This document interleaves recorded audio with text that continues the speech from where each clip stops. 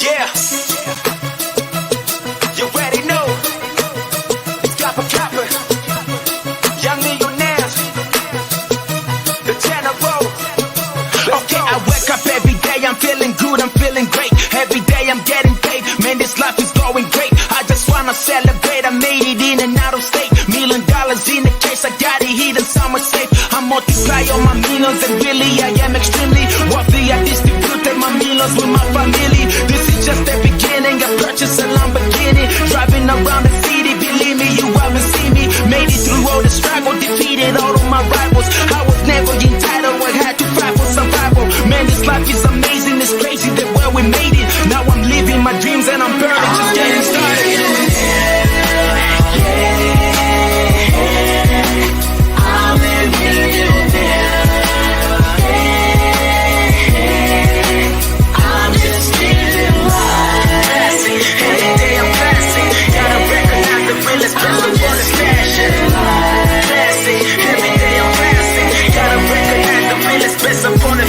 I made it through the struggle back when I was very worried. Now I'm chilling, get my condo, Lamborghinis and Bugatti. I know you in a hurry, but I promise don't be worried. When you see me in a club, I probably got enough to party. I'm a multi-millionaire, getting money everywhere. I ain't tripping on nobody, I just came to celebrate. Yeah, we got the party popping, got the general over here, throwing money in the air, cause we get it every day. I multiply all my millions, now me and my people winning. Moving city to city, I promise that you will see me driving a Lamborghini, but this is just the beginning. $1 million Bugatti, I'm stacking money in the ceiling. Multiply all my millions, now me and my people winning. Moving city to city, I promise that you will see me driving a Lamborghini, but this is just the beginning. $1 million Bugatti, I'm stacking money in the ceiling.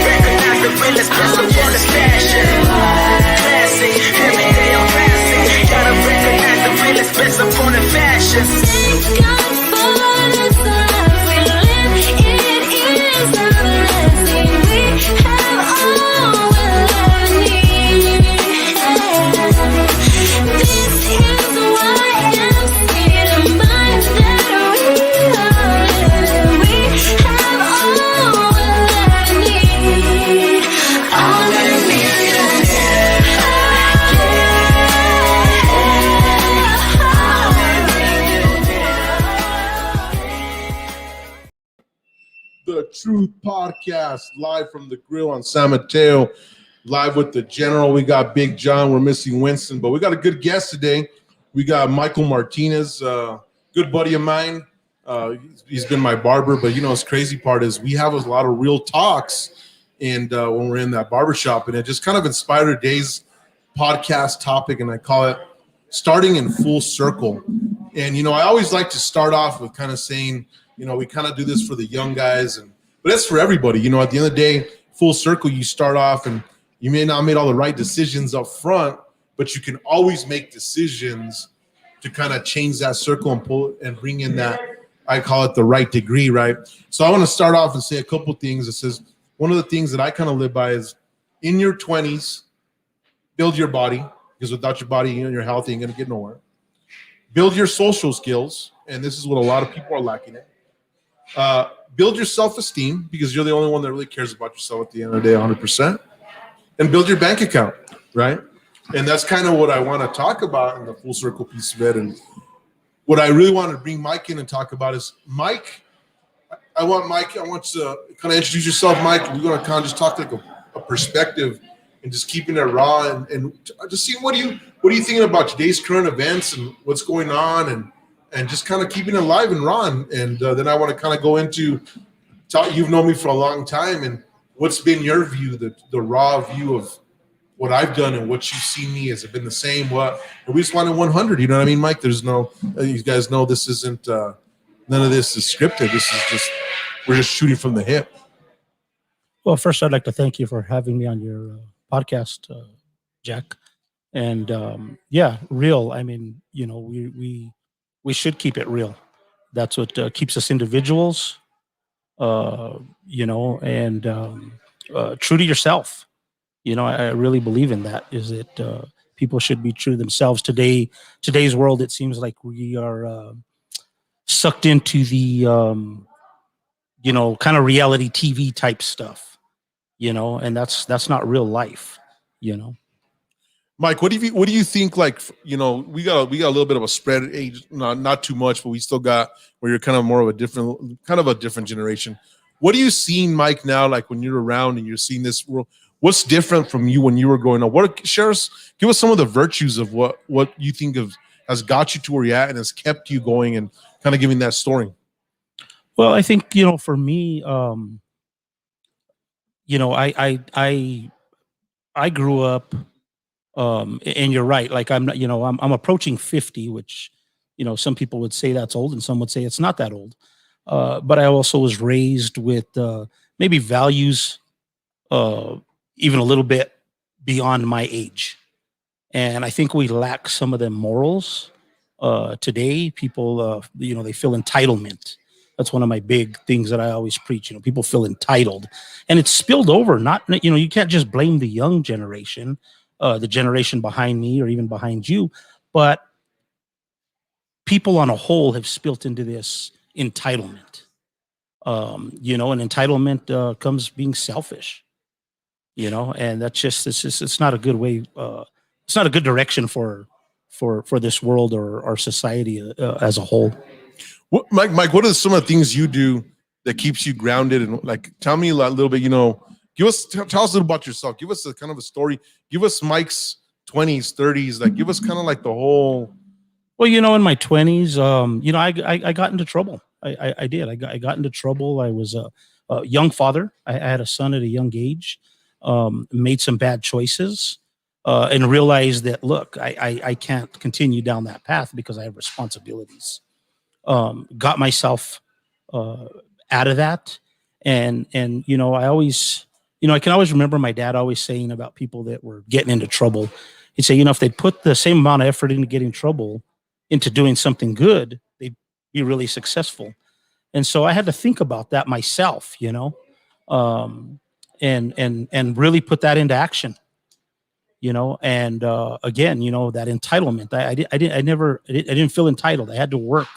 I had to work hard for what I have, and I think that's another thing. People want it to come easy, and people look at people like yourself that have been successful, and they think that it happens overnight, but they don't see all the dedication and discipline. That's another thing. We lack discipline, and that's important in everything.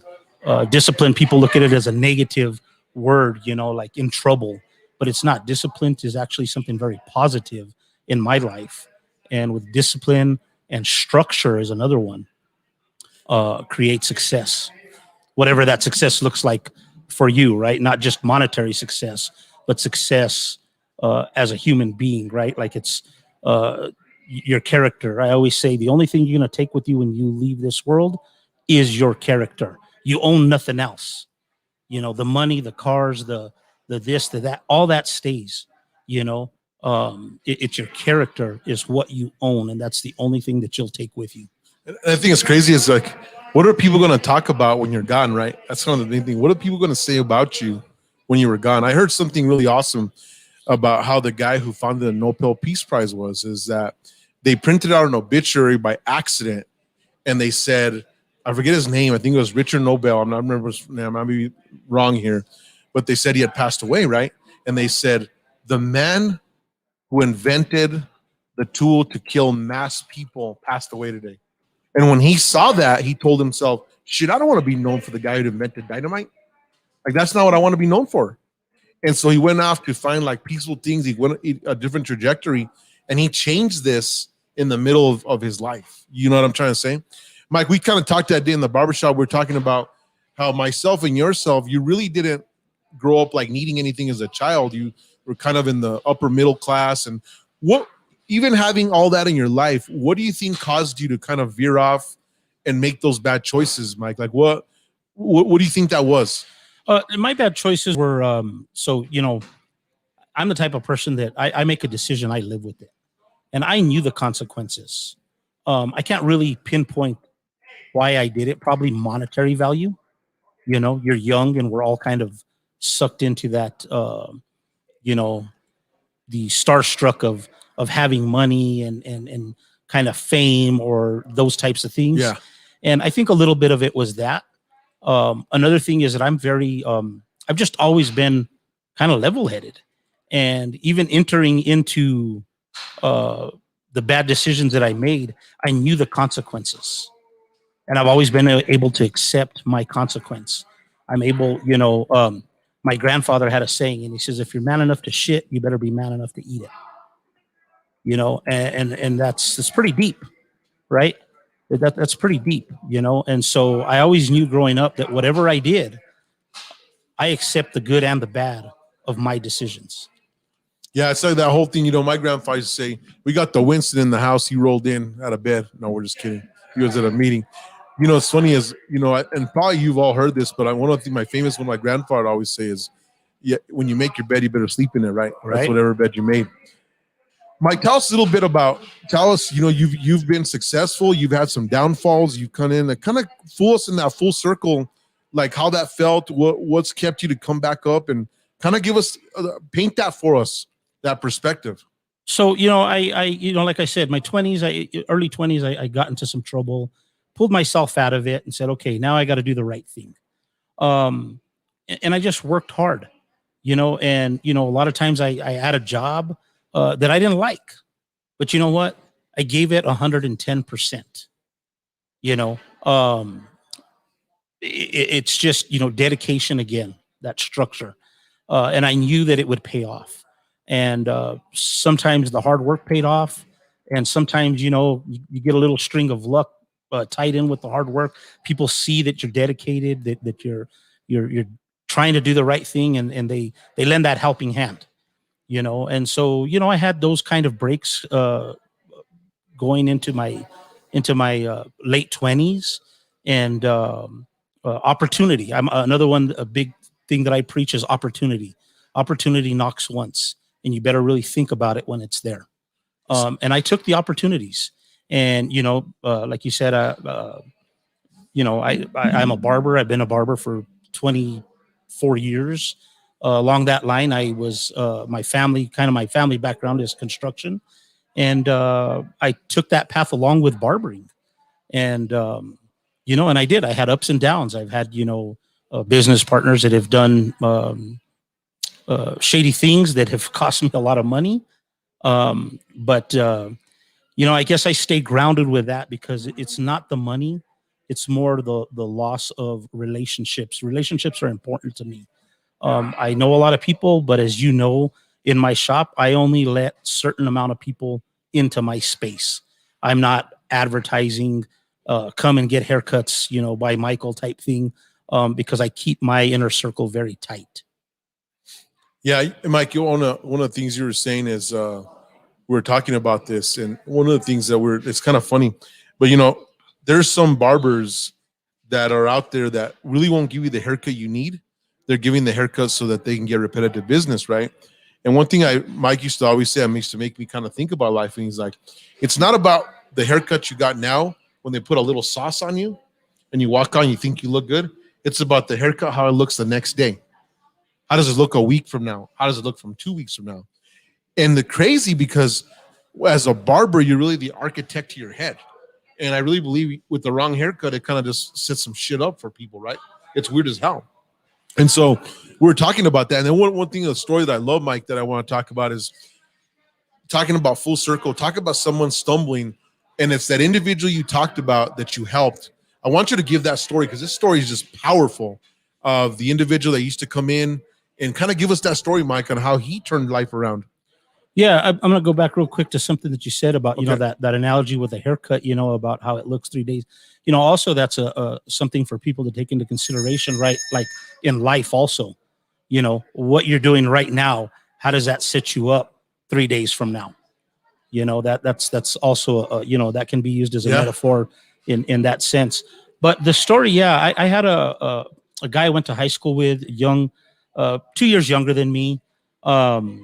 And he unfortunately fell victim to bad decisions and became a crack addict and was homeless at one point in time. And he'd stumble into the barber shop and, trying to sell his, stolen goods and stuff. And I didn't want him around. Didn't want him around. You got kids and families in there, and you just don't want that kind of nonsense going on in the shop. And so I basically told him, hey, we don't want you here. Don't come back. You're just not welcomed here. Well, a couple of weeks later, he showed back up, and he says, look, they're going to sentence me to prison, and I'd like to get a good haircut before I go, and I'll clean the barbershop. So I thought, well, that's a real easy way to get rid of this guy. Back then it was a $12 haircut. So $12 haircut, I'll get this guy out of my hair. And he did a really, really good job cleaning the shop. I mean, just phenomenal job. And off he went. So probably 3 weeks, a month later, he shows back up and he says, they gave me a second chance. And they're going to put me in some programs, and I'm going to try to get clean. And, and he went on and so he asked, could he get another haircut and could he clean the shop again for the same thing? So I said, sure. And that day I thought, well, he did such a good job. I can't just give him a $12 haircut. So I gave him some money for a pack of cigarettes. And so this kind of continued, and he was showing improvement and hanging out with me. And I was giving him some side work. I was also starting my construction company at this time. And I mean, even to the point where I'd go get pumpkins, and he'd sell pumpkins on the side of the road for me in October, and just things like that, and he started to earn my trust. And I sold him a motorcycle on real low payments, and he was getting around on a bike, and he's doing good. He's doing good in this program, and we're things are just working out. And he is now a very successful business owner and successful employee, government employee also. He's done really, really well for himself. And he came to me one time several years back, and he tells me, he says, why'd you help me? And, I looked at him and I says, well, maybe I'm not the one that helped you. Maybe you helped me. And, he stayed stunned, and he's like, well, what do you mean? And I says, well, I says, it takes everybody to make this world go round. And I says, when I look at you and I seen you as a homeless crack addict and all messed up on drugs, you helped me not to go down that path. It made me want to strive for more and better and to stay on the straight and narrow. So it's not always us gloating in that we helped somebody, but maybe looking at it deeper to see how that person's also impacting our life. I've always shared about that video, John, about Denzel Washington, and he comes on, he says, the greatest gift that we have in this world is actually helping other people. He gives a commencement speech, right? And he's like, when you got that, it's just powerful, right? You're sitting there and you're like, holy smokes. And it's true, because you've been in positions sometimes like where I think that the person thinks I'm helping them, but I'm looking at the opportunity for myself. And you sit there and you say, holy shit, by giving this opportunity to this individual, they brought me a lot of benefit, and then in turn they bettered themselves. And I've been with a lot of employees that have started with me, and but what's crazy with that, Mike, was that when I heard that story, and I was like, talk about full circle, right? That he started where he was at, he's at the bottom there, he doesn't give up, they got an opportunity, and then he moved forward. You know what I mean? And how many times do we see people that are literally only stumbling, and they're like, I can't move forward, I don't want to move forward. And here's the guy who's going to get sentenced. He gets a shot, and he's like, can I clean the shop? But, it's that value that I always talk about is, what can you bring as value to the individual before you're asking for a handout? He says, hey, can I get a haircut? I'm going to be sentenced to prison, but I'll clean the shop. You think about that? So when you think about that, if Mike would have paid someone to clean the shop, it would have been $50 to $100. So he's like, I'm bringing literally 5-6 times the value.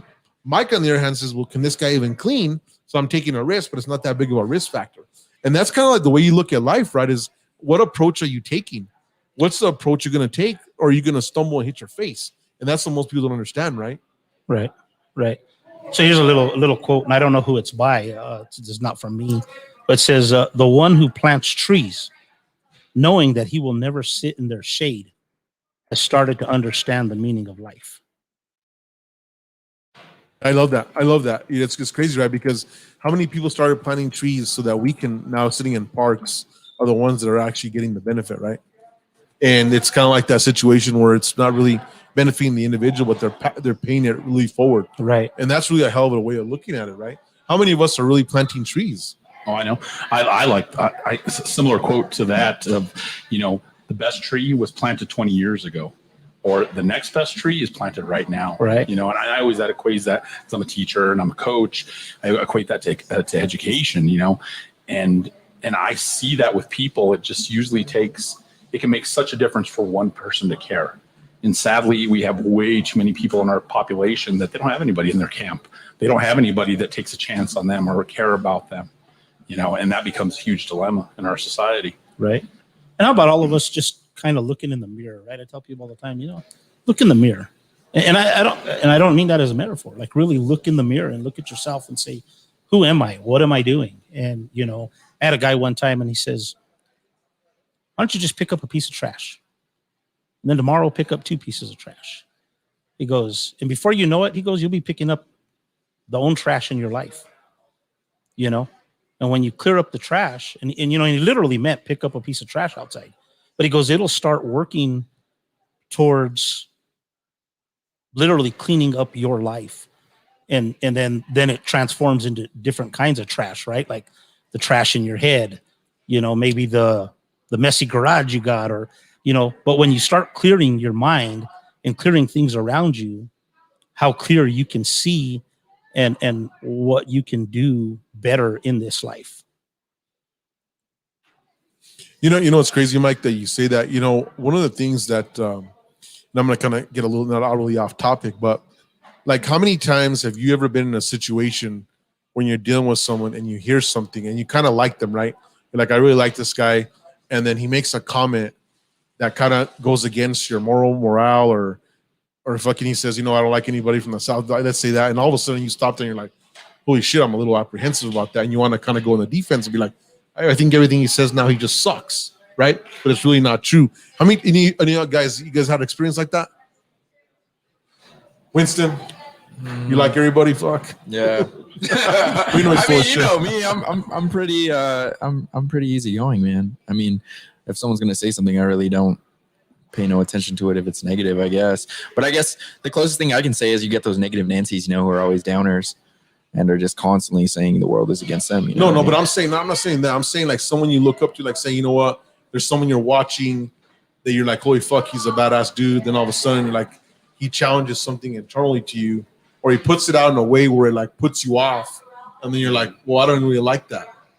Oh, like just different beliefs, I guess. It doesn't matter, right? It's just, let me get more granular. So you got to give me more of an example. So let's say we're sitting here and you're into Subarus, and you're into Subarus really hardcore, and I come out and I'm like, well, fucking Subarus are a piece of shit.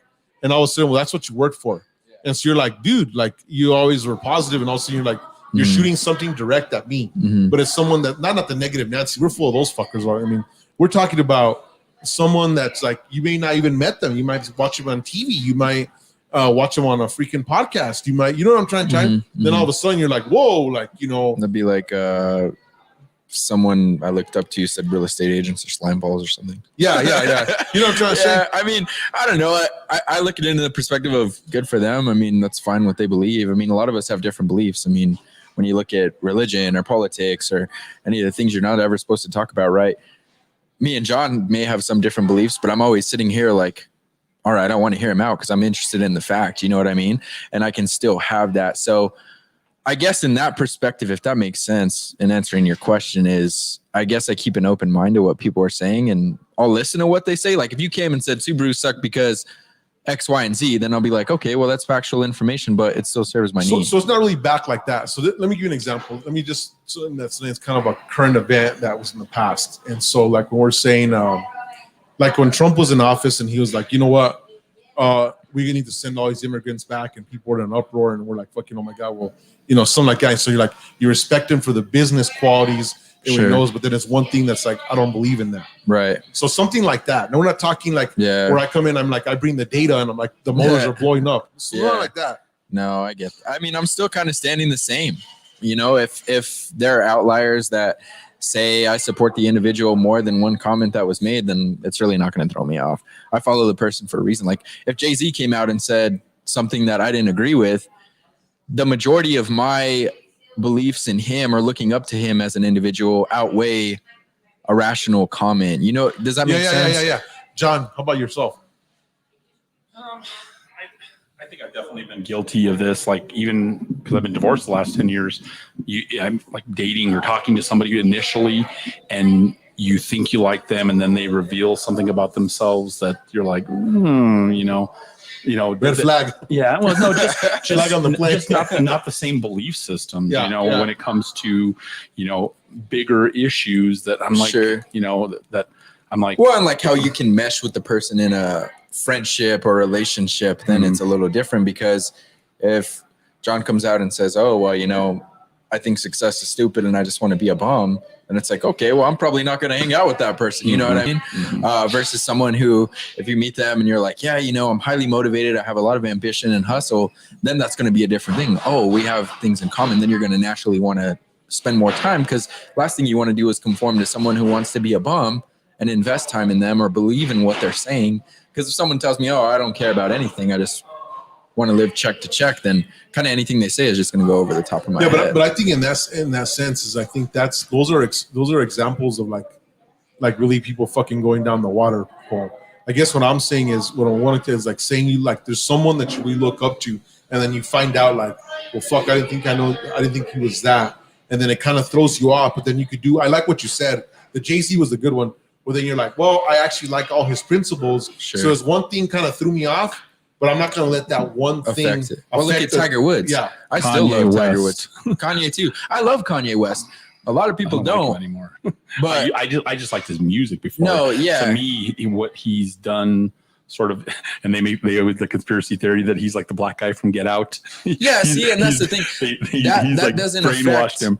That doesn't affect my view on Kanye, because I like Kanye because he's going to speak what's on his mind. So- whether it's bad, good, and different, Yeah. he is who he is, and he's like, I don't care what people have to say about me. Yeah. I like what I like. I am who I am, and that's the overall principle that I like. And other people are like, oh my God, I can't believe you like him, and he said blah blah blah, and it's like, well, I don't like him because he said that, but I like him because he has the balls to say what's on his mind.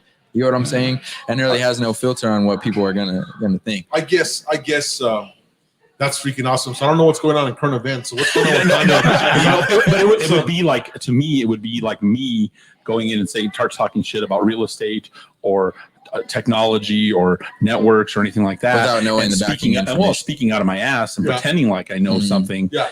and then because you have such a huge following, people are like, oh yeah. Oh, and then they just believe it. Yeah, exactly. Yeah, see, that's different. I'm gonna be like, and that's oh. the problem that I have with Kanye. is Yeah, that he's creating a following on something he's that jumping out of his lane, correct. and then they're using him because he's African American to say, see, we got a black guy here. Well, LeBron Yeah. James is doing the same thing. And but LeBron James from day one has stayed true to it.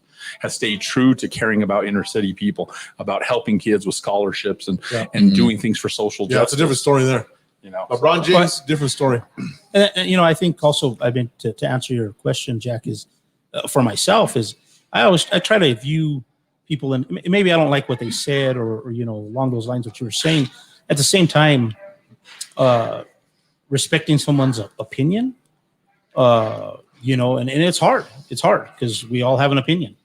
But Mike, kind of like on the main thing I told you, think of like a time, because this is something we talked about. I'm kind of like reeling you in here. Right. But think about like someone that you like really respected, right?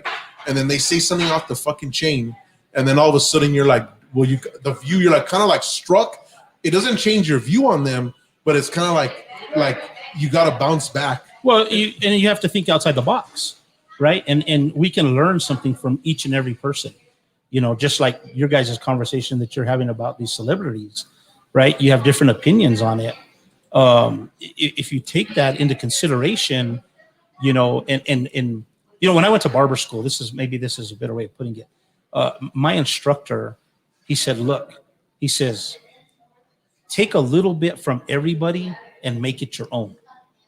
So if you have something to say, maybe I don't like it, but I should entertain what you're thinking and where you're coming from before I pop off at the mouth and be offended by what you're saying. You know, so many people are offended these days because you don't believe the way I believe. Yeah. You know what I mean? You know, just step back. You know, I always say people listen to respond. People don't listen to understand. Yeah, that's true. You know, I got to tell you a That's a funny good story, right? So I just came back from Vegas, and so I have a project up at the Air Force Base, and I'm there. So on Sunday, I had a fucking weird time. So I roll up, and so I'm all excited. I get down, right, and I'm at the airport, and you know, everyone's kind of social distanced out, and there's just one seat in the middle. So I sit down, and this shit comes out of nowhere, and she's like, "Thanks a lot, asshole, for sitting in my chair." And I'm like, looking like, "Excuse me." And so she's kind of fucking looks all Pee Wee Herman, right? And I'm like, well, if it's that big of a deal for me, I'll get up and sit down. Yeah. And then she's sitting in the area where that's not even her flight gate. Oh. So you know what I'm trying to say? So I'm like, well, I'm looking for her on the flight. Oh, right? like waiting to board the plane. Yeah, she's not even in that area. So she just goes all fucking ballistic, right? And I'm like, what's wrong with you, right? So anyway, it's kind of crazy. Then we get on. So there's all these different shit happening to me, but I'm not letting it elevate me. So, you know, I go in there and I get there and I'm like, okay, this is kind of crazy. And then I get to the flight, and then I'm getting in. So I board the plane first. And so I sit in the front seat, and they have the things closed.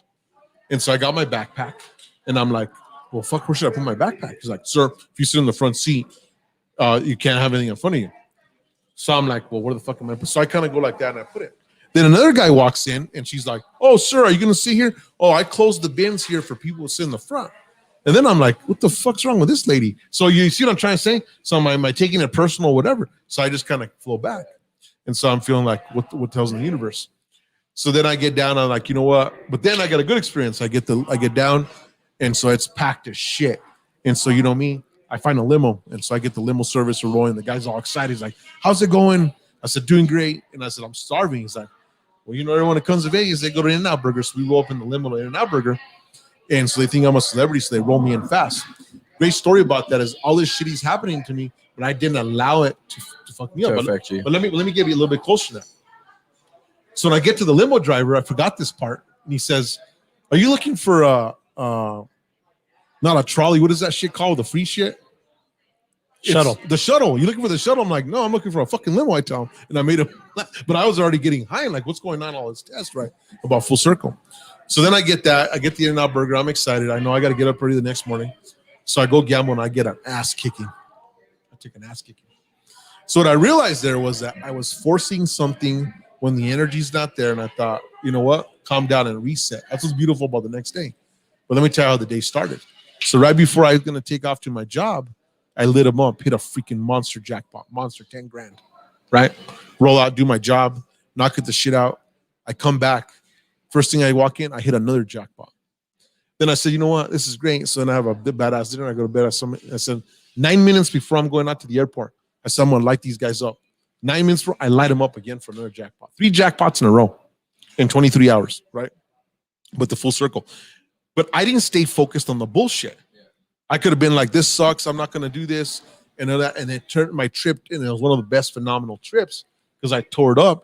But it was the mindset. And so like when Mike was saying that guy in that moment, they're wanting to like, you know, sweep the snow.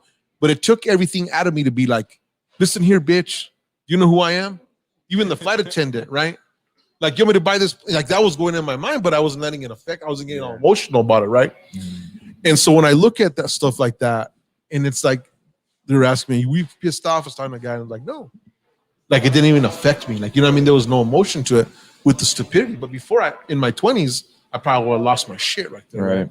No, it's just like we say, lions never listen to opinions of sheep. Yeah. You know what I mean? It's really not worth your energy and time because next thing you know, if that spiraled out and affected your whole day, then what happens if you told the lady off and then it turned into something and maybe your bag falls on her head and then she's, oh, I'm going to sue you. Yeah. You know what I mean? Yeah. Then it could turn into something huge that you're like, and that's why it's not worth it. You just got to roll like, yeah, whatever. Or I get kicked off, right? She gets all fucking Hollywood and it's like, oh my God. And here's this dude, right? And that's why I always say when things happen, you know, everything's all about how you react to events that happen in your life. Yeah. Every single thing, positive or negative. Mm-hmm. It's all about how you react. If you're positive and you're arrogant and you're showing off too much, and next thing you know, you could lose everything. Yeah. You know what I mean? Yeah.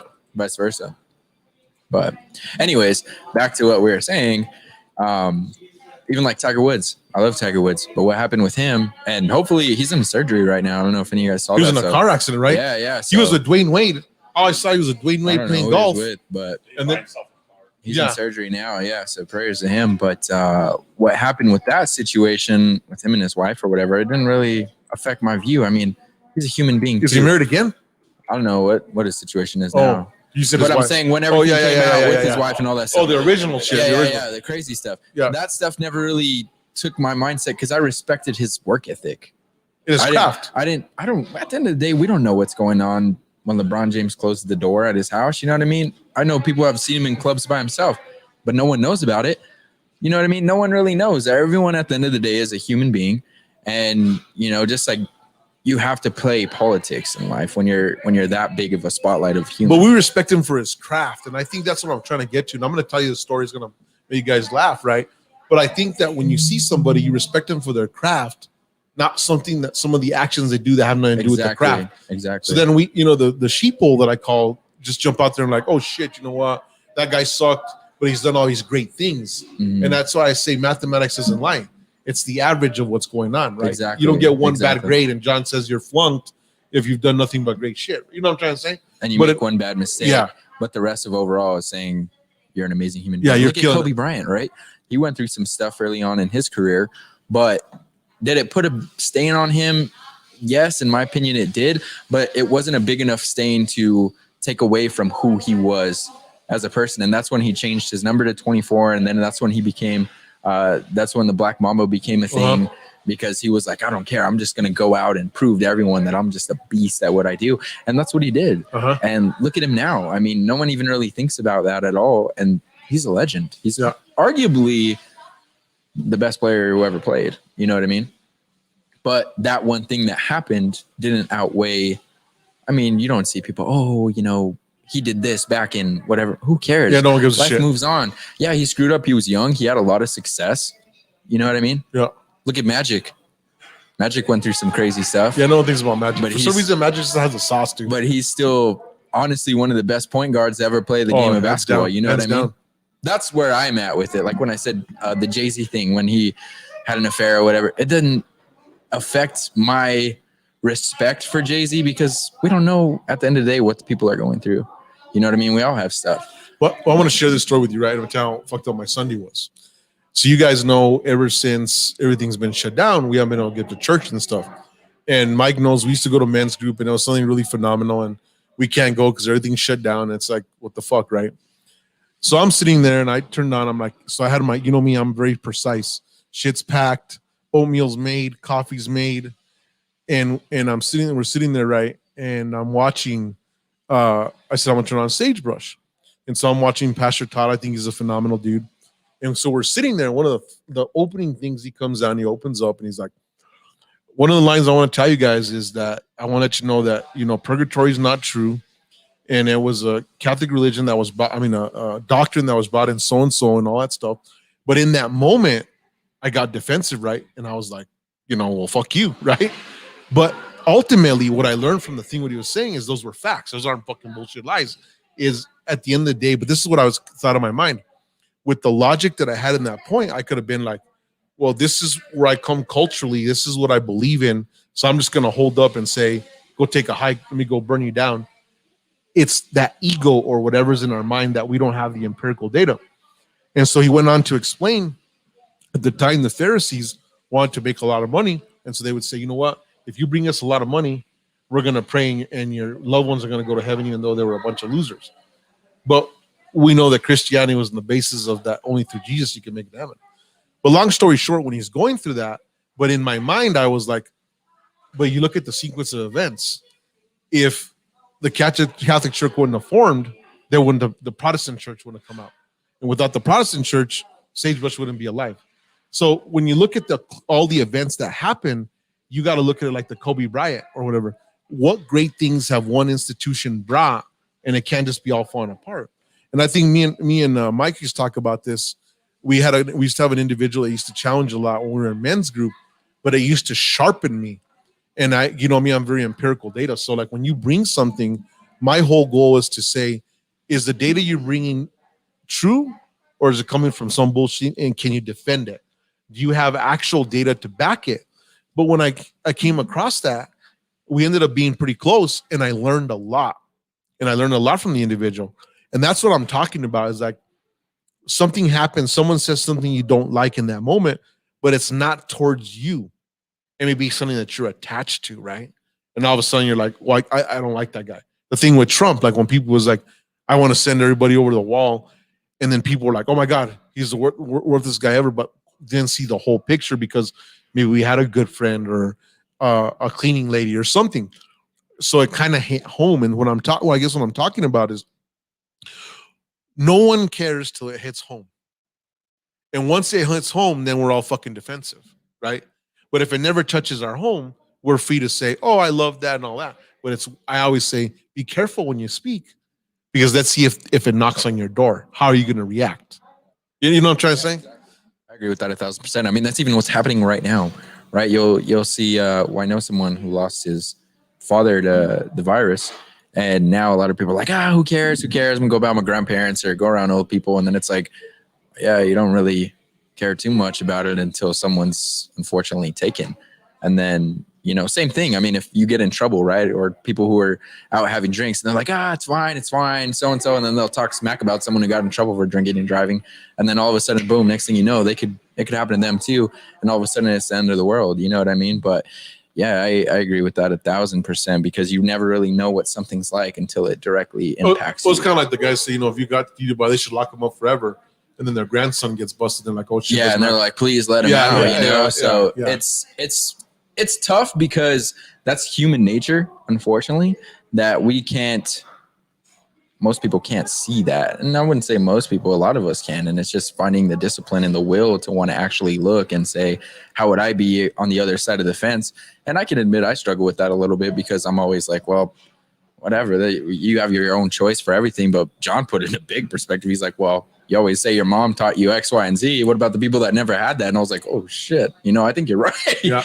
So I agree with that 1,000%. Well, that's that looking in the mirror that I'm saying. We got to look in the mirror every day and get up when you go to bed. Who am I? What am I doing? And being judgmental, right? And we're all guilty of it. We're all guilty of it on some level. But I think that it's that it is important that we do look at that and say, who am I, and what am I doing first, right? What am I doing first before I'm judging other people on what they're saying or doing. And it's what's the saying? Believe nothing you hear and only half of what you see. Yeah. My grandma used to say, she would say, before you start judging people's recipes, let's see what you're cooking in your kitchen. Yeah. Right. What I mean? I used to always love that house, one.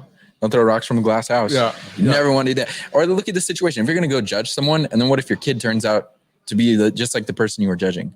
Right. And then what are you going to do? You know what I mean? So you always have to go about things with an open mind, and just have an understanding from the other side of the playing field, man. That's your whole full circle right there, Jeff. Yeah. Right? Full circle. It can come full circle in many ways. And that's what I'm talking about. You're not always in the wind. Something could change. And then all of a sudden it's like, what are you doing? And so I think what's great about this is talking about, living in no judgment. This is why I talk about living in the present. And the monks do it the best than anybody else. There's no opinion. It's just in the present, right? They're focusing on their breath because they're not really listening to anything. And think about when you can live life when not really focusing on all the road noise around you and all the bullshit, right? Oh, yeah. And what's going on. It's crazy. You said, I'm going to share a little quick story with you. So when I'm flying back, there's this badass guy. This was John's counterpart, man. This could have been part of the family, John. He's a teacher. He's been around for 25 years. And he's talking about when he's going to graduate and when he's going to retire and what he's going to do. And we're sitting down. He's like, I'm wearing triple mass. And in my mind, I'm like, oh, fuck, this guy's going to be a heavy liberal over here.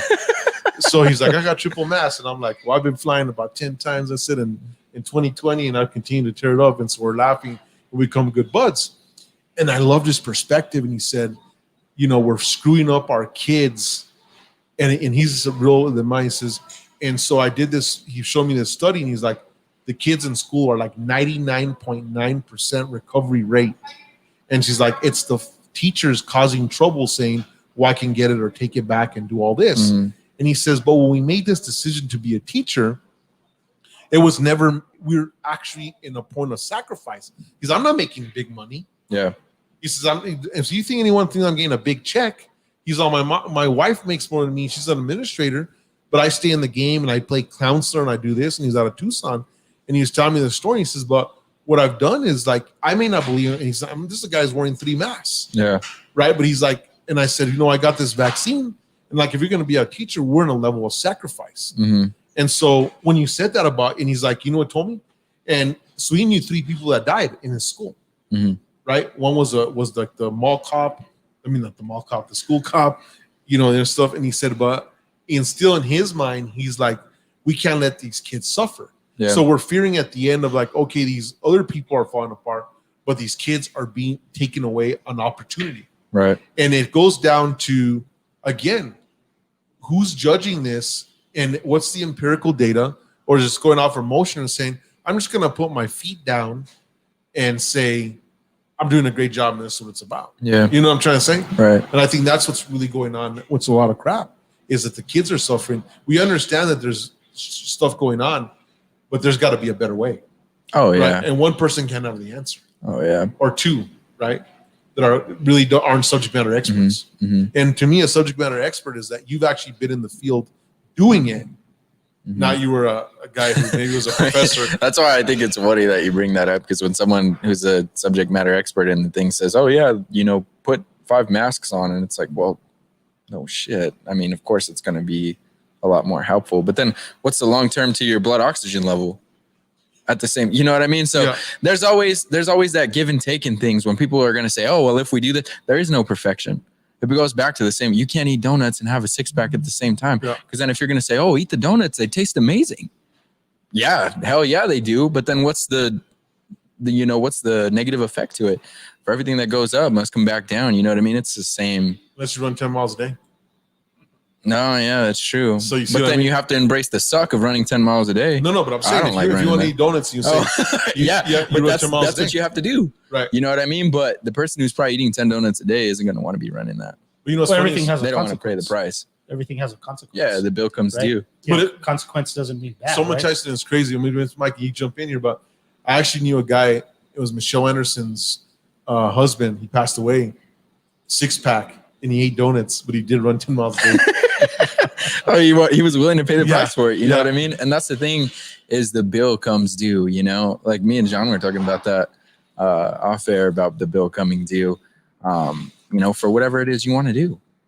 Well, sorry, cutting you off there, Mike. What were you going to say? No, I just said, everything, again, people use the word consequence and they look at it as a negative. But, consequences are good and bad.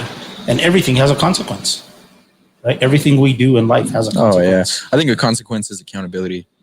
Yeah. That's what it means to me. Statistical math, right? I'm always about statistical math. Statistics will always give you what the outcome is. Period. It's immeasurable. And everything should be black and white, right? If you know what you're stepping into, then all right, if you make this decision, here's what result it's going to render. If you make a bad choice, okay, well, if you were dumb enough to make that decision, you have to be willing to pay the price for what you were doing. You know what I mean? It's like going to Vegas, right? If you're going to go and put $100 in the machine every time and then you lose your ass, well, you better be man enough to know that that's a risk you're taking and you lose it. You know what I mean? Same saying Mike said at the beginning. What was the one you said your grandfather told you? If you're man enough to shit, Yeah, you gotta be man enough to That's get what it. it is. Yeah. You know what I mean? If you're willing to play the game. I'm going to tell you right now, And- folks, if you're putting $100, you ain't going to get shit. You're not even going to warm it up. I'm going to tell you right now, it takes a lot more than $100. And You're gonna be at least 1,500 deep to win $100. You know what I'm trying to say? I You're put going to. $100 with Jack in the machine and lost. And Jeff, to your, Then he hits a jackpot after that when I didn't put money in. But he gave me my money back, so that was cool. to what you were talking about, like the kids in school and masks and all this COVID stuff is kind of, I think, what generally you were referring to. Something that I think too is I just kind of wish that our politicians would just be a little more upfront and instead of playing politics, just be like, we don't know. Like, what's wrong with somebody just saying we don't know? We're trying to figure it out, but we don't know. Some people can't handle that answer. Right. Well, a lot of people can't. But I mean, come on. At what point in time do we continue to lie to ourselves? Yeah. Well, Mike, Right? tell You know, I got COVID. yeah, I like this. I was super sick. I mean, I should have been in the hospital.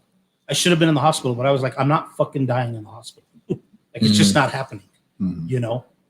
And Jack knows a little kind of my crazy side, you know, and I was like, look, if I'm dying of COVID or somebody tells me I'm dying of cancer, there's probably a few motherfuckers I'm going to take out before I go. Yeah. You know, and I was like, I'm not going to the hospital because I got some commitments in my mind to fulfill, right?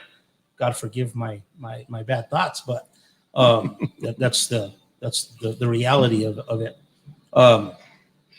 And I went in and they did an infusion on me. I was fortunate enough that I was able to get an infusion thanks to some dear friends that were able to get me in, and I get this infusion, and I don't pretend to know what it's all about, but I'm sitting there and, you know, nothing against nurses and doctors at all, you know, nothing against them. They're doing their best, but they started asking me all these questions.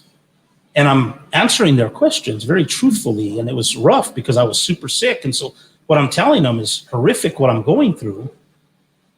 And, you know, I'm sitting there and I kind of like laughed in my own mind, even though I was in a lot of pain and stuff, but they had no response.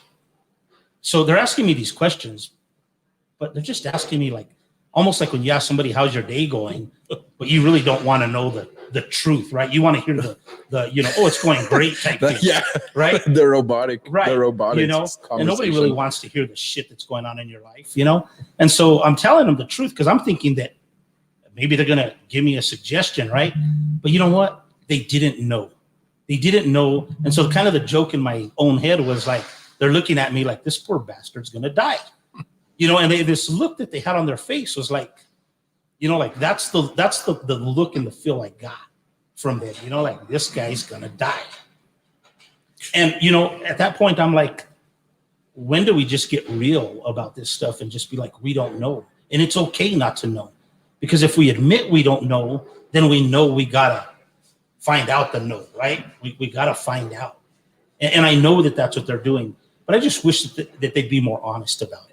And just say we don't know and we're making mistakes, but we're going to get through it. And I wish people would also embrace that, you know. Well, we made a little mistake. I mean, Mike, kind of share a little bit about what your theory of like. I mean, you've been through COVID. You've had the fucking every underlying situation that you should. Right. So I have, you know, I'm on the list for. You know, I need a kidney, right? I need a kidney. I'm 73% dead.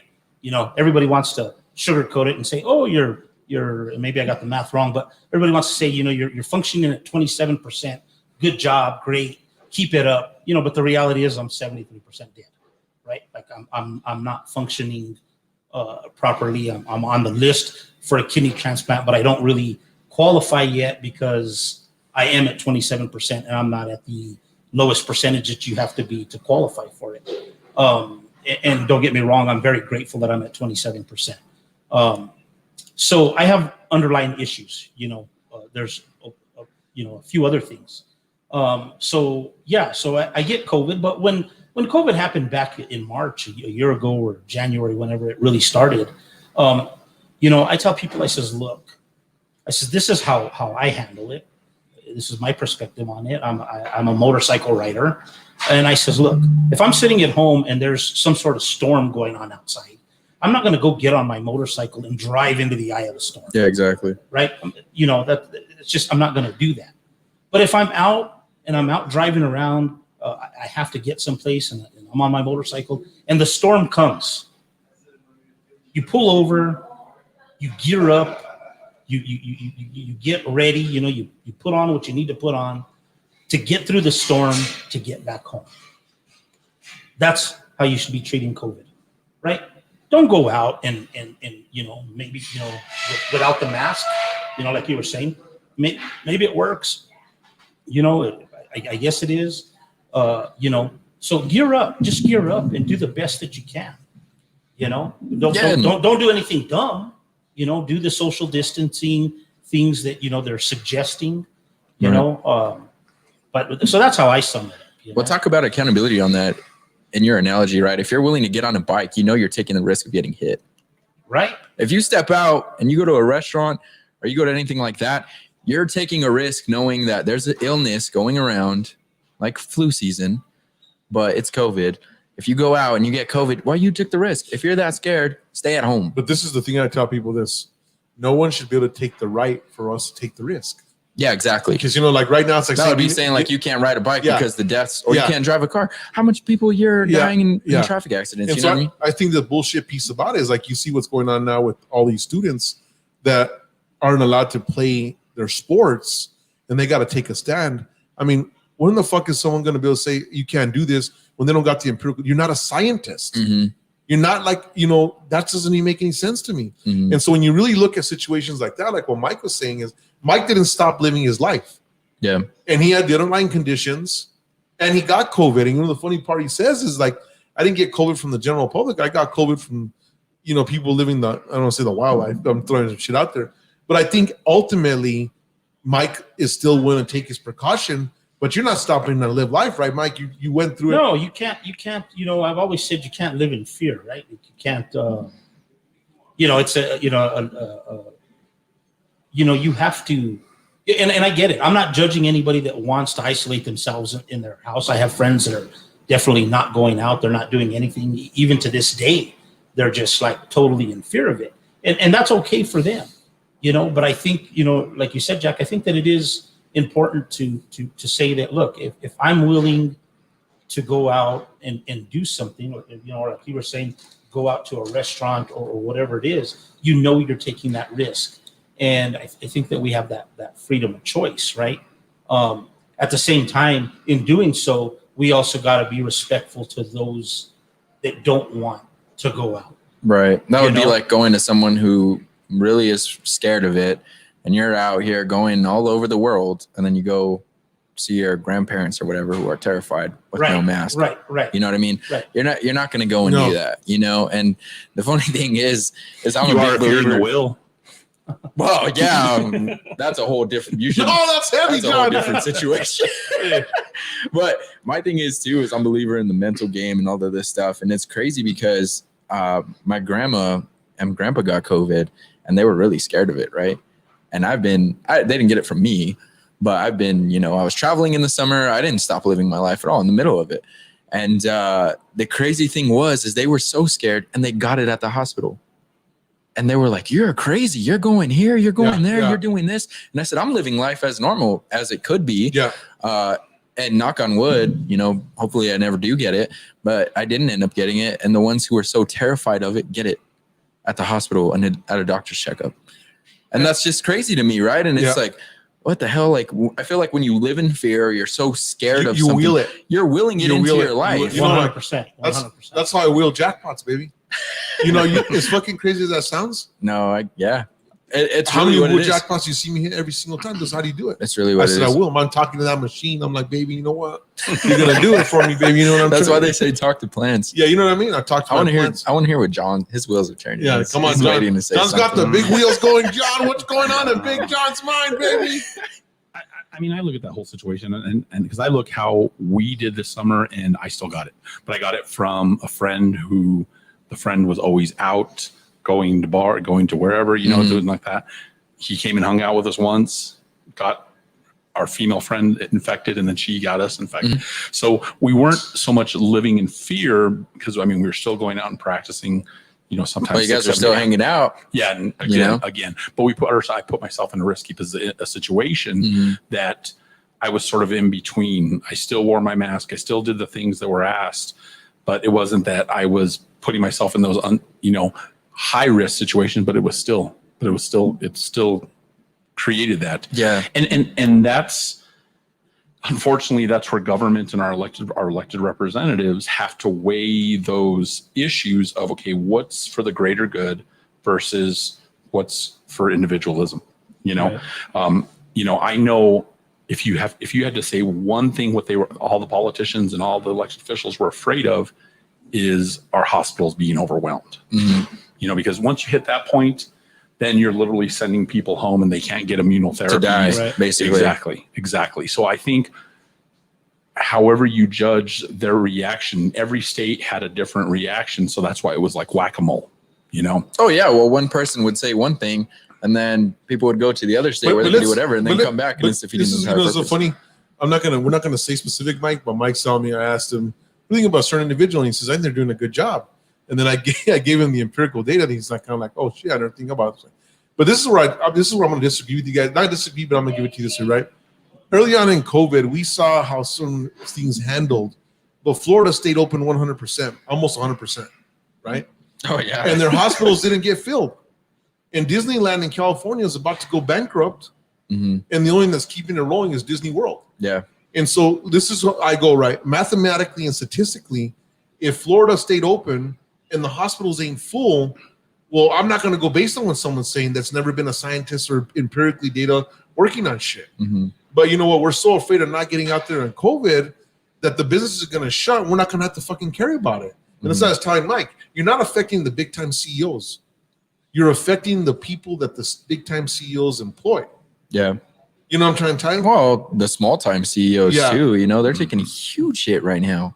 Well, what I'm saying is at the end of the day is, if you look at the tyranny that's going on, like when certain things came out and how the big time CEOs are being fed and the small guys are getting destroyed, that's what I'm talking about. But ultimately, it's like this. Look, if you got a place like Florida, which we can arguably say is the second largest landmass of the states in the union, shitload of people, shitload of older people, retired people, and you got the mix, and everything stayed open, and they rock and rolled. Nothing happened. Warmer climates too. Warmer climates make a difference. Okay, but let me give you an example. Cortez, Colorado. That little mayor said, "I'm not putting up with the shit. Everything's gonna stay open." I could go watch a movie in Cortez. Cortez is colder than shit. Okay, no one in Cortez, if you look at the death rate, was really low, but they shut down Denver. So do you see what you know what I'm trying to say? So when you look at that, based on that empirical data, it doesn't really hold either. Well, it's funny because like us, right? We're shut down, then we're open, then we're shut down, then we're open. And it's like, why do we keep doing this freaking rat chase when there's nothing certain that has been solved about this thing? You know what I mean? It's like, yeah, shut it down. Okay, well, we're going to shut it down. And then what happens when we open? We're in the same issue that we began with. You know what I mean? And then you see these things. I make a joke about it all the time. You go to the grocery store and you see the arrows you have to walk down. And I'll always tell like whoever I'm shopping with, I'll be like, oh, don't go down the way. You're going to get COVID. You know what I mean? And it's like, if you have to wear a mask, why do we social distance? If you social distance, why are we wearing a mask? And if all that works, why are we having to walk a certain way in an aisle? You know what I mean? It just goes to show that no one really knows how to prevent this. And that's what's crazy. And now with the vaccine stuff, they're like, well, you can still get it, but there's a high chance that you won't get it. And it's like, where is it proven? You know what I mean? It's just. But if you got a vaccine, you still got to wear the mask. You still social distance. That's what I mean. And so it's like, it doesn't make sense. That's like saying I got a bulletproof vest, but you know what? The bullet was going to go through you. That doesn't make. Well, then why I got a bulletproof vest then? Yeah, it's almost a waste. What do you think, John? That's just it. Is I have two sort of wolves that fight within me because number one, I want to see sports come back because I want to see my son benefit from it, but by the same perspective, and somebody called and asked me, you know, and I've been a lifelong teacher. I've been in the union for my whole career of 23 years, you know. And I looked at it as a situation, you know what? People play lip service and they say, yeah, we love teachers, but if you fucking want to raise our salary, then they're like, oh, you guys are lazy and you're this or that. I think it's forever. It's a big fuck you to teachers. And this is the one time that they have leverage and power. And I think they're taking advantage of it. I would agree 100%. Right or wrong or indifferent. But I think that's for some teachers, they're using. You think the teachers are taking advantage of what's happening right now? Yeah, because from the dawn of time, teachers have always been given crumbs. Teachers have always been, you know, not paid their worth, you know, and never a say. You know, teachers strike, and right away the public turns on them and say, oh, they're selfish or this, or they get summers off. Or but you know what? Fuck. Yeah, what you have to deal with on a daily basis. What do you value in society? Right. Yeah, but the problem is now is that for the greater the thing is the kids are suffering, right? You got, you know, college is going to actually bring in what the entrance exams and what it takes to get into college. So the teachers have been their asses kicked, and we're sitting here and they're saying, well, I'm going to show my power now. So I let the small guy finally get some power. But what it is, it's the adverse effect is that when wrong is wrong, we should never be fucking with the teachers. Day one.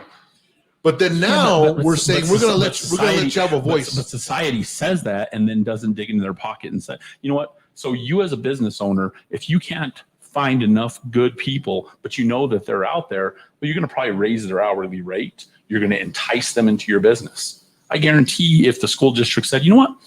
Okay, teachers, those of you want to stay home, but those of you that want to come back in, we'll raise your pay by 30%. That's what first responders are getting, aren't they?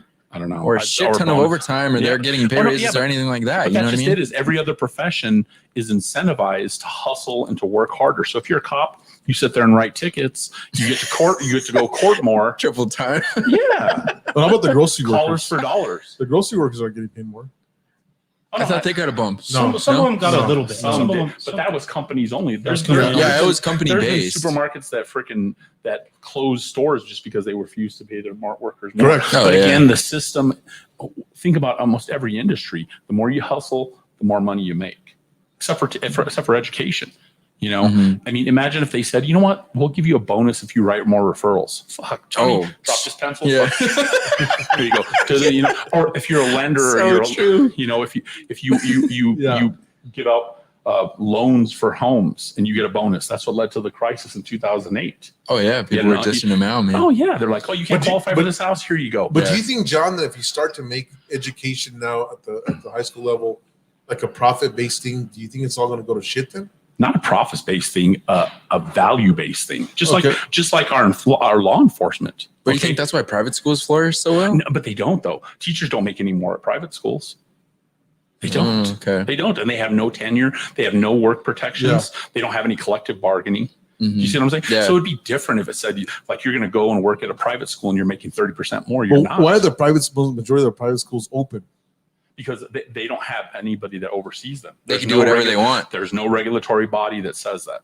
Well, that's what I'm saying. See, but what the sad part is, like what this guy John was saying, is that his kids are in private school and they're playing now the small little places and all that. So it ultimately is the kids in poverty the ones getting screwed. Oh, absolutely. It's not the rich kids. So I was on a Zoom call this morning, and this guy, his daughter's a D1 prospect in volleyball. He moved her to Texas. Well, that kid Amari from Brown? Albuquerque High, what's No. his name? Jude something? Jude Oh, I know what something, you're the talking basketball about. player. Isn't he a senior this year or is it next? I Was think- it last year? Did he already graduate? I think he already graduated. But anyway, I know But several like basketball people players. like that, you know what I mean? He had a huge name. I mean, setting records for Biggest name points and coming things up like that. in high school basketball just moved to Atlanta. LaQuava's up and coming point guard moved to Phoenix. Well, then it's like, what is all of this going to do to the states too? You know what I mean? We're going to fall in last place. no, We're already in last place. we've already been offered to move to Phoenix. Yeah. To Scottsdale. Yeah. So That's what I'm saying. What is it going to do for the state? You know what we're doing? hurting us even more. We're just hurting it. And That's that's how why much I right when you now. look at the greater good, Yeah, the it's the greater greater good good. could still Yeah. be you shitting on us. At You know? the end of the day, But again, but like because he asked me, and you agreed with me, and so how do you fix that? Everybody should be advocating and saying, you know what? If we do just like a police officer, yes, they put their life on the line. Have they been getting bad press? Absolutely. But then you know what? Pay them 6 figures so that their job isn't about traffic stops. Their job isn't about that. Pay them what they're worth versus giving them crumbs. And then just like a cop, you put your life on the line and you're like, But then I'm it's gonna one of do that. those things, right, where the state needs to get money, so they're going to get someone to go to court because then the whole courts have to be paid. So then they're going to pay officers triple time, Yeah, and then But by the time it shouldn't- goes through all of this shouldn't stuff, be funded that way. exactly. it's a bad That's why funding. I'm agreeing. It's a bad structure. But John, ultimately, look, I think the end of the day is like we gave a chance for teachers to voice themselves in a bad situation. Like that doesn't make any sense, right? And so now all these kids are being affected. Absolutely. And But so- the teachers, 2/3 of them in APS, when they polled them, they said they don't want to go back. Well, Again, the big underlying theme is you've been fucking us over for all these years. Now we hold the power. Yeah. Now we hold the power. For too long, you count on us to be babysitters. You count on us to dive in front of a fucking bullet when somebody comes and shoots up a school. We have to do active shooter drills. But let me ask you a question. Bullshit. But don't you think that ultimately, then what that tells you is that if the biggest body in New Mexico is APS, that tells you that it's too big and needs to be broken up. Absolutely. And so, right there, in essence, if you're telling me the Army's not going to march, no matter what it is, you're not going to be able to do that. But it's at the state level too, because the funding comes from the state. Yes, you have this monstrosity of APS, which fucking all their executives sit in this double twin tower building, and I'm not an employee anymore of APS, so that's, I don't give a shit, but you have them, and they have executive assistants, and they have press people and blah, blah, blah. All they're at, until every kid's out of the barracks, the administrator shouldn't be not in the barracks. They should be in there too. They shouldn't be in a freaking multi-story building. Well, I brought that up the other day. We were talking, like you said, I told a buddy of mine, I says, well, the teachers are using it as leverage. Absolutely. I says, right. But also, here's another thing, just kind of like, but they should have the balls to come out in union and say, you know what? For too long, you've kicked us in the nuts. Right. You know what? You want us back in the classroom? You fucking jack up our pay 30. Well, and here's another thing too, right? Like they said, well, we got to get ventilation systems up to no doubt to all this stuff, right? But I told my friend, I says, but that fucking shit was a disaster before COVID. Yeah, before COVID. And they didn't fix it. Absolutely. So even something as big or as small as that is, if however you want to look at it, they've shit on teachers in their classrooms and all that stuff for far too long. But again, just like saying people not having the balls to say something, the teachers union to say, come out and say that. But that just it is everybody wants to play nice and everybody wants to say, oh, see that's the real reason. But it is the real reason. They're waiting for that one person to say it, so they can jump on the bandwagon. Yeah, but it's in all reality, you see teachers that have just been kicked in the nuts repeatedly. Our insurance prices continue to rise. We have to shell more and more out of our pocket to get our classrooms ready. So and I gave a speech a year ago in front of the school board and said, you know what? Teachers aren't ready yet, but they're going to get better at it, because that's what our whole careers have been about, a new challenge to fix something. Every year is like, oh, we have this new freaking cool way of, teaching kids to write or doing all this. And every year, let me throw another a chainsaw that's on, and then you can juggle it. So for too long, teachers have just been kicked in the, in the private parts. And this is the one time that they have leverage. And I don't want it to be that from me being a football dad. Me being a teacher, I understand it. Yeah. So you understand the tools. You see both sides of the playing field. Ultimately, you know what's crazy? So in what I was talking about earlier, ultimately, John's feeling the biggest example I gave. You're literally fighting the two wolves in the sense is you're as a teacher, but then as a football dad, so you got that conflicting. So it's like, do you rise up and say, oh, the teachers are fucking crazy? Or no, because you know what? You have that. And it kind of circles in that full circle what I was talking about right now. So I think, but ultimately, I think what it comes down to, you're right. But when a conglomerate is too big and it's unmanageable, it's just going to collapse, because it's not, like you said, it doesn't make any sense, right? Oh no, but again, even if you broke up APS, it wouldn't raise the salaries, because the salaries are set by the state, 50, 40, 30. So you have people that come out of college with a bachelor's degree and they're starting off at $30,000 a year. Would you? Is that what you pay your employees? No.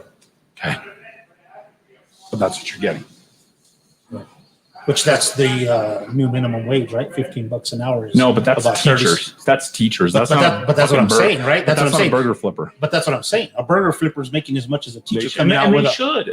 There should be a living wage. Right. Because I agree. If you look at the cost of things versus the rate, wages have remained stagnant for the last 40 years. But that's what I'm saying. We're classifying our educated teachers as the bottom of the barrel. As the bottom of the so we're equating them to a teenager working at McDonald's. So then why are teachers going to give a shit about their job? But look at this. Okay, let's think about this, right? Let's think globally, right? But then we're attacking the oil people, and we want to go green, and we saw Texas people almost dying because we're not ready for that shit.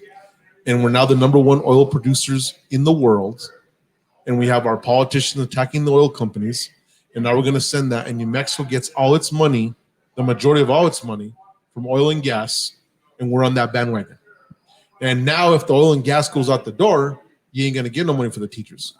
So all it comes down to... Here's where I'd advocate, go against that, is that it's not get rid of it, it's expand.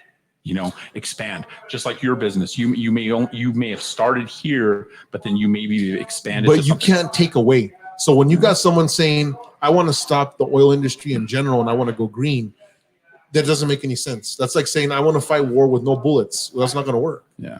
So ultimately, you evolve this at it's going, but it's not that strength. And so, like right now that we're the top oil producers in the world, Well, you take those profits and you main this forward so the mainstream people can do this, and then you move this here as a CEO and say, now I'm going to rise this part of the enterprise. But we got people that are non-corporate mentalities or don't know shit about raising something saying, this is how we're going to run it. Because at the end of the day, they're still getting a big check. So it doesn't matter, right? And so when we're shipping shit to Saudi Arabia to get refined and paying quadruple the barrel, well, guess what? It's the little guy who's getting fucked that's making the $15 an hour and now can't put gas. But a harsh reality. Okay, so we have more petroleum than the rest of the world. But I just looked it up right now. Iran, you know how much a gallon of gas is in Iran?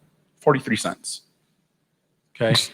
But no, what are we doing? No, so you're telling me that right now we're paying what, $2.40, so $2 more, almost $3 now. Yeah, that's what I'm saying. Is so you have the oil industry that have been the drug dealers in this country, and they lived high on the hog because they controlled the stash. Okay, so I could understand the argument of we have all this oil, but then then give me a fucking cheap gallon of gas. But we don't pay back our citizens. All we do is enrich those few that make a lot of money off it. Oh yeah, we tax them and we give back to little bits of state, but not enough. Not enough. It's great, So Kuwait $1.33 a gallon, Nigeria $1.52 a gallon, but we're paying twice that. But you think it's the currency of those currencies? Exactly. I mean, John, if you pay $2.50 a gallon, they wouldn't be able to eat. So you're thinking about the consumption. Yeah, because when we're getting 15 an hour, what is the consumption Iran getting? In Iran is not even close. The consumption in Nigeria is not even close. So when you take that balancing act, and this is why I talk about the mathematics, right? Is bottom line, our gas prices were low as shit just not too long ago. They weren't $2. Yeah, but when you say I'm going to stop fracking and all that shit goes in, then it says, well, it's going to cost me more to refine. But that's them just putting the thumb on the scale and saying we can fucking set the price whatever we want it to be. But it wasn't there. But they can. They can say, you know what, fuck you. You're gonna try and scare us, then we'll just jack up the price. Because again, it's a cartel, it's a monopoly that has complete control over this industry. This is the first time. But it's all funded by government. That's the thing. Because this is what's regulated. The fuel industry is regulated. So this is what I'm telling you.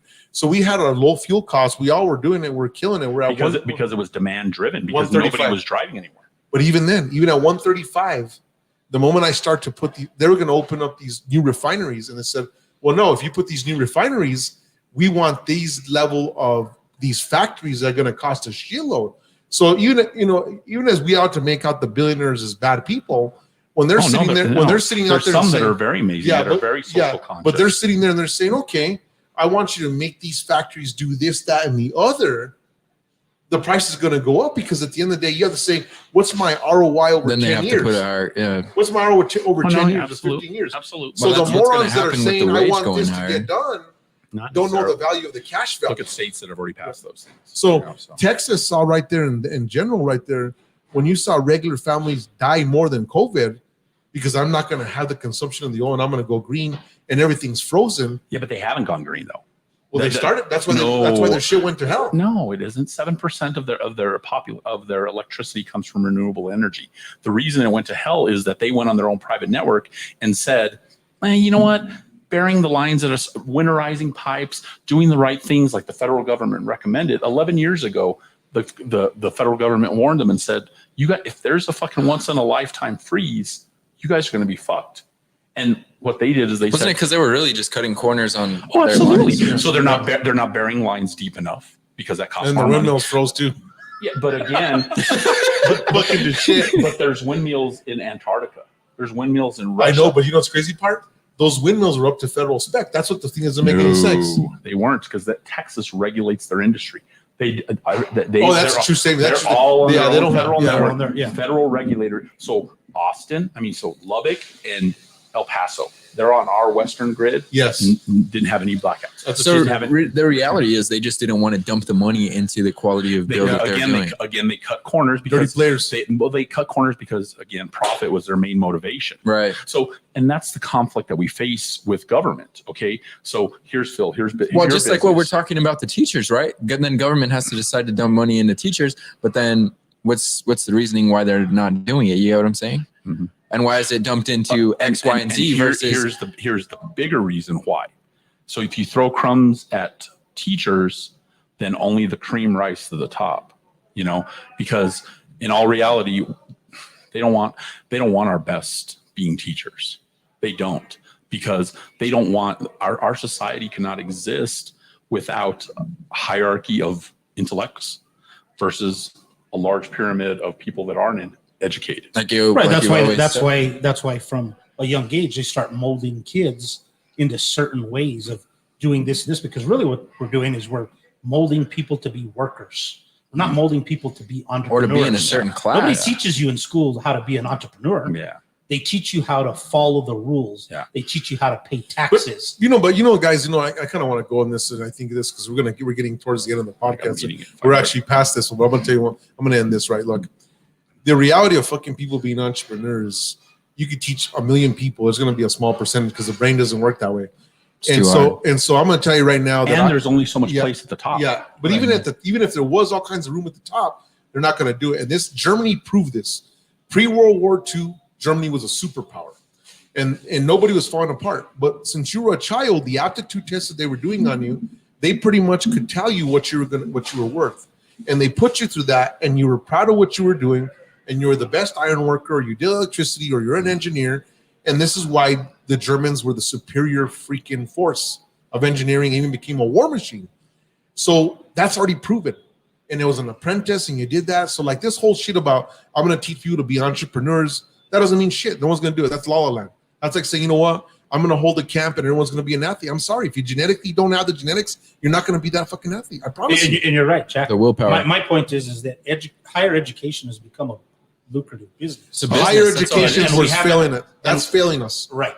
High school because it's is become about preparing money. exactly. It's become about money, and it hasn't become about putting people in place. I can't find qualified employees in my construction business because we've told everybody, go to college and you're going to make a lot of money. Instead of going to trade school. Or Yes. Right. And that's not for everybody. But you know what's crazy?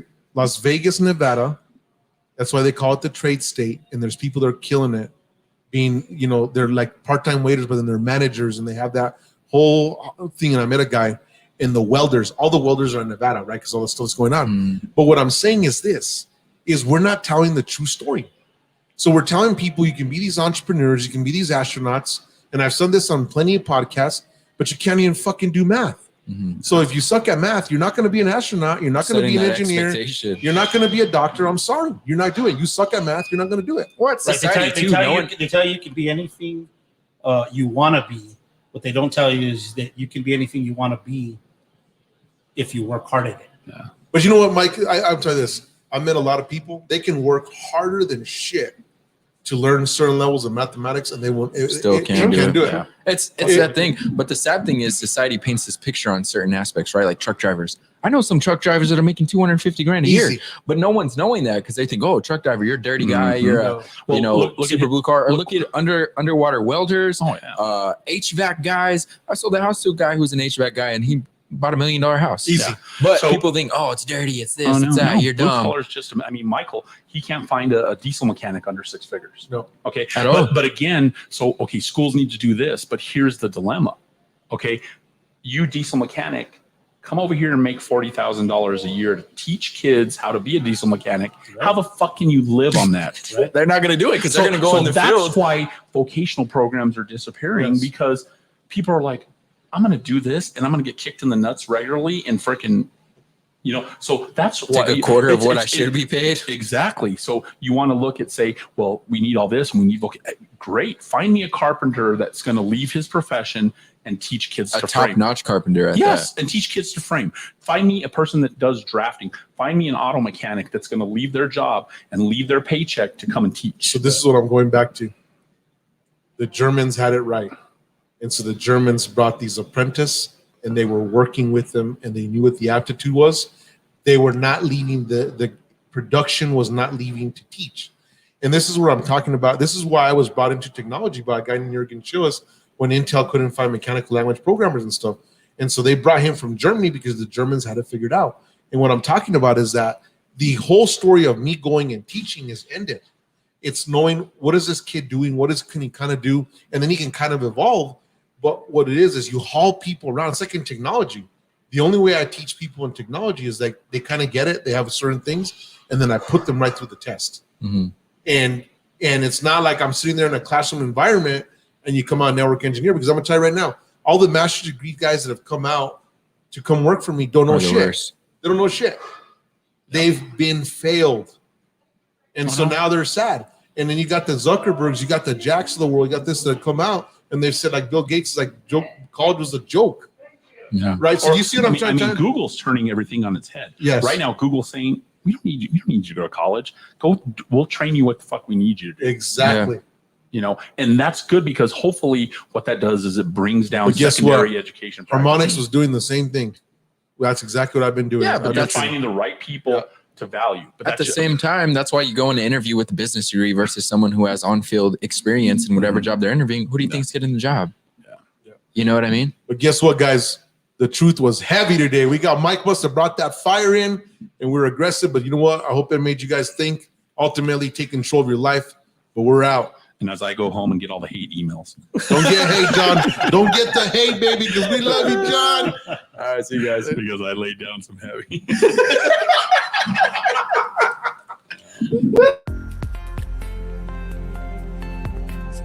Harmonix Technologies, your New Mexico business IT solution.